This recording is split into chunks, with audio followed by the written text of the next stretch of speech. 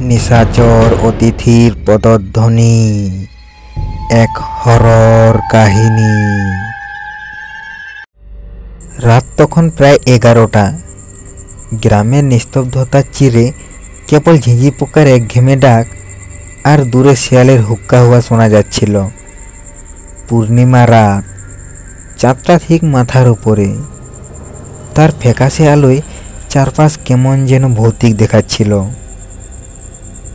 আমি রাতুল আমাদের পুরনো জমিদার বাড়ির দলিজে বসে একটা পুরনো বই পড়ছিলাম। বাড়িটা প্রায় 200 বছরের পুরনো। অনেকেই বলতো বাড়িতে নাকি অলৌকিক কিছু আছে, কিন্তু আমি সেসব বিশ্বাস করতাম না। হঠাৎ করেই বইয়ের পাতা থেকে চোখ তুলে দেখি উঠোনের কোণে দাঁড়িয়ে আছে একটা আবছা মূর্তি।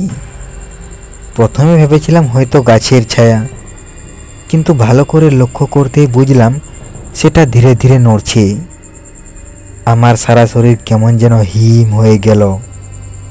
মূর্তিটা কালো, একটা চাদরে মোড়া, মুখটা দেখা যাচ্ছে না। কেমন যেন অস্বস্তি হচ্ছিল। মনে হচ্ছিল কেউ আমাকে তীক্ষ্ণ দৃষ্টিতে দেখছে। আমার বুক ঢিপ ঢিপ করতে শুরু করলো। আমি চোখ বড় বড় করে সেদিকেই তাকিয়ে রইলাম। মূর্তিটা ধীরে ধীরে আমার দিকে এগিয়ে আসতে লাগলো। প্রতিটা পদক্ষেপের সাথে কেমন যেন একটা অদ্ভুত শব্দ হচ্ছিল, শুকনো পাতার মচমচ আওয়াজ, অথচ উঠোনে কোনো পাতা ছিল না। আমার গলার কাছটা শুকিয়ে কাঠ। পালাতে চাইছিলাম, কিন্তু পা দুটো যেন মাটির সাথে সেঁটে গিয়েছিল। মূর্তিটা যখন আমার থেকে কয়েক হাত দূরে, তখন সেটা হঠাৎ থেমে গেল। তারপর ধীরে ধীরে মাথাটা তুলল। চাঁদের আলোয় তার মুখটা আবছা দেখা যাচ্ছিল। দুটো জ্বলন্ত চোখ আর একটা দীর্ঘশ্বাস বেরিয়ে এলো তার বুক থেকে। মনে হলো 1000 বছরের পুরনো কোনো কষ্টের আর্তনাদ। কোনো কথা না বলেই মূর্তিটা আবার ধীরে ধীরে উল্টো দিকে হাঁটতে শুরু করলো।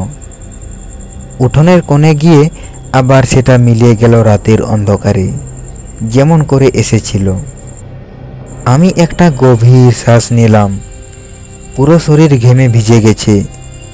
আমি জানি না সেটা কি ছিল, কিন্তু সেই রাতের পর থেকে আমি আর কখনো একা ওই দলিজে বসিনি। জমিদার বাড়ির পুরনো দেওয়ালে যেন আজও সেই নিশাচর অতিথি পদধ্বনি প্রতিধ্বনিত হয়।